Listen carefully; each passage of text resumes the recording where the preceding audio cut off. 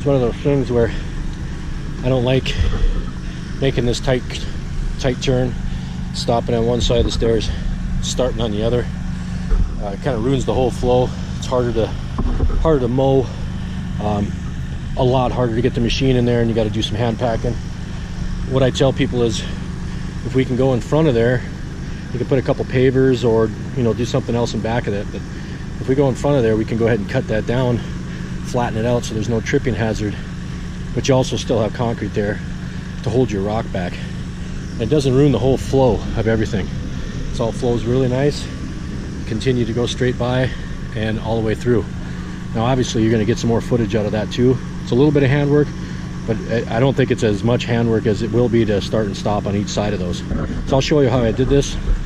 I've already troweled that twice, so I've gone through that. I'm going to go ahead and you want to make sure you do that first. And then, okay, for those of you that ever filleted a fish, okay, some of you haven't, maybe kind of tough, but basically you got to keep your knife flat. You can do it this way, you can do it another way. I'm going to line this up with the side of the stairs. And I'm just going to go ahead and start slicing that. I'm taking the top off of this now. That's what I'm doing. And I want to keep my knife flat. Okay. Now what I can do with this is I can throw it back in the machine if the machine's close enough. You don't want to use a knife. You can actually just use the side of a trowel and just scrape like this, and that'll be fine.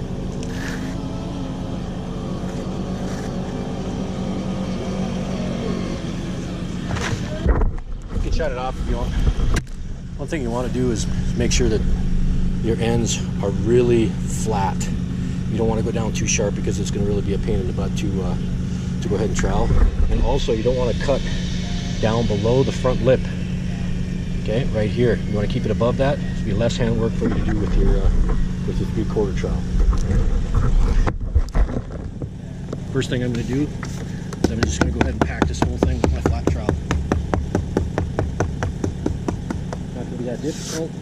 I've already troweled this, so everything should be nice and packed. I'll go have Chance go ahead and squirt that a little bit. Make sure I can get that wet at the top.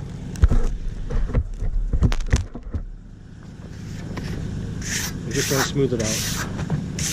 I don't have to have this perfect because I'm going to end up doing it again here in a little bit anyway. This is the reason for having these really flat on the ends.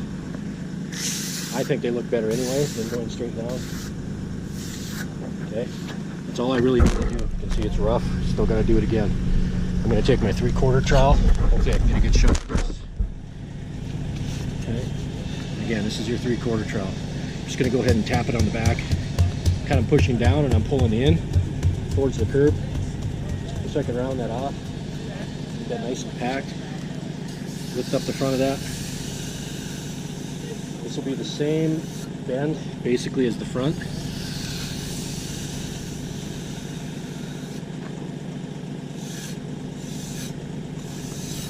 Don't have to have that perfect again because we go through it again. Now the front side's technically already done. If you go too low, you're gonna have to redo this whole thing. See how that comes out really nice on the front. The front's your biggest point where people see. You want to make sure that's good. Anything off to the side, you're gonna have to re-trowel again anyway, so there's no use getting it perfect. Now on the back side, what I'll go ahead and do is just run my flat trowel vertically, just like this, to clean it up. Okay, and all I have, still have to clean that up just a little bit. I'm going to go through the top with my flat trowel to make it nice and smooth. But there you have a cut down. Takes you a couple minutes. You got probably 4 extra feet of concrete there, so basically you're making another $20 just by doing it. Plus it looks custom. Okay, now this is all finished. We went ahead and cut the joints. Just cut them normal. I usually make sure I get one on wherever the next one's going to be. That's where we put it. We don't do anything different. Match it up on the other side. Split the difference in the middle. Okay, this is, you know, a wider one than sometimes we do. We've done ones that are 20 feet wide before, which is a lot of work, which you charge more for. I don't charge any more to do this because it only takes me a couple minutes, and again, it probably takes me just as much time to do this as it would be to hand pack the one side and hand pack the other side. So it's really no different. But because it's a custom thing like that, you could charge more for it. Plus you're making that extra 4 feet of footage. So that's the way we do it here.